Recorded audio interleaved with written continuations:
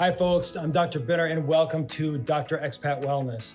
Say, if you've been watching the news, we've been seeing a lot about DOGE, right? The simple process of some key people look into our government, finding the junk, finding the waste, putting in proper systems of efficiency so we can actually have our government work for us. What I wanted to do is I want to take those same principles and ask how we can apply those to our health.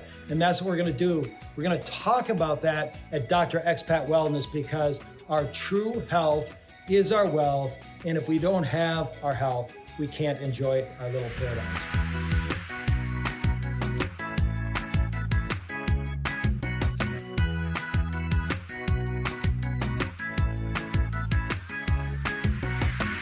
All right, guys, welcome back to DOGE in the health realm.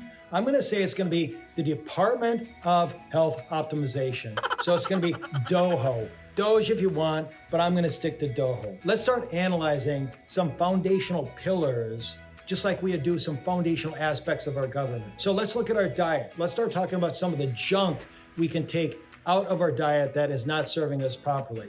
Well, if we look at our pantry and we have a bunch of refined sugar, refined grains, refined food in general, it's going to be oxidized, it's going to be inflammatory, and it's going to drive up blood sugar. So that's one of the first things that we can take out.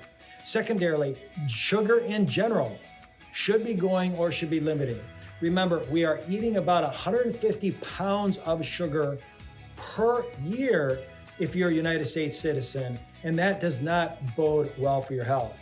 Another simple little thing, if you go to the grocery stores, you see a lot of corn oil in the basket, a lot of canola oil, a lot of industrialized seed oil that is very, very oxidized, very inflammatory, and steals our health. So we talked about refined foods in the diet, we talked about taking out the sugar, and then the oxidized industrial seed oils.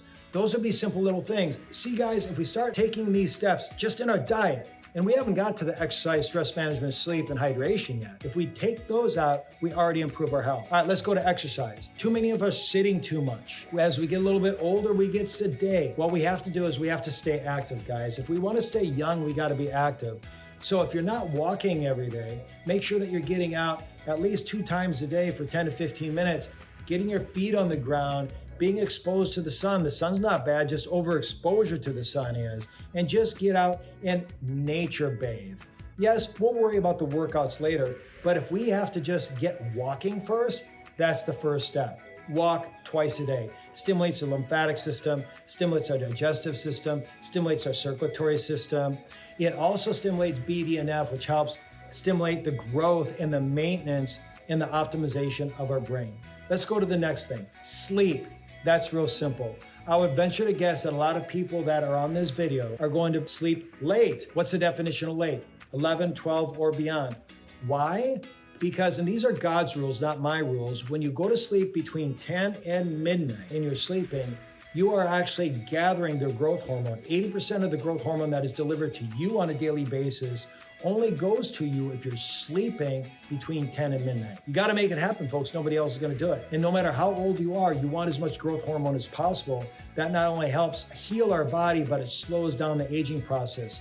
On the inverse, if you're sleeping too late and you're watching TV, watching your phone, not sleeping good, that growth hormone is going down, you're not gathering it, and you're accelerating that aging process. And I can guarantee you if you're 60, 70, 80, 90-year-old expat, you don't want to accelerate that aging process, especially if you have a young family that you need to take care of. Stress management. We all have too much stress in our life. And so if the stress goes in there and it's too much, that accelerates the aging process. That accelerates cortisol, your stress hormone. That accelerates inflammation in your body, and it brings us closer to chronic disease, medication, surgery, staying away from your little piece of paradise and your family.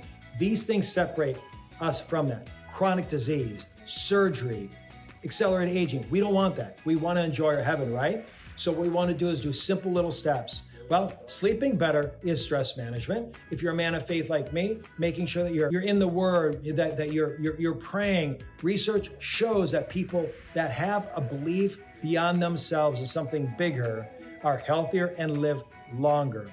Gratitude journal, that would be a good thing.